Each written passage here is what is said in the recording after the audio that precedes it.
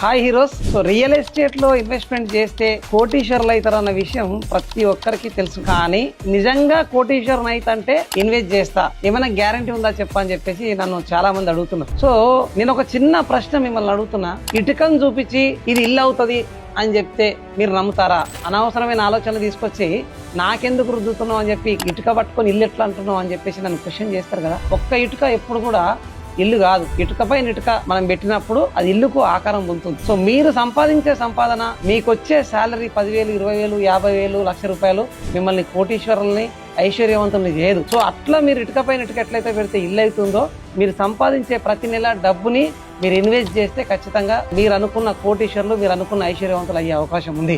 So అలాంటి అవకాశం మనకి ఏమైనా రియల్ ఎస్టేట్ లో నిజంగా ఓపెన్ ప్లాట్ లో ఉంది అంటే అది బ్యాంక్ లో లోన్ తీసుకొని మనం ఇన్వెస్ట్ చేయడమే. సో ఐఫోన్ లోన్ తీసుకొని కొనొచ్చు, కార్ లోన్ తీసుకొని కొనొచ్చు, ఇల్లు లోన్ తీసుకొని కొనొచ్చు, కానీ ప్లాట్ మాత్రం లోన్ తీసుకొని కొనకూడదా? సో కామన్ మ్యాన్ కరోడ్పతి కావడానికి ఉన్న ఏకైక మార్గం భూమిపై పెట్టుబడి మాత్రమే. సో మరెందుకు ఆలస్యం? మీరు కరోడ్పతి కావాలంటే ఖచ్చితంగా ఈ రోజే భూమిపై ఇన్వెస్ట్మెంట్ చేయండి. భవిష్యత్తుని బంగారుమయం చేసుకోండి. And good luck.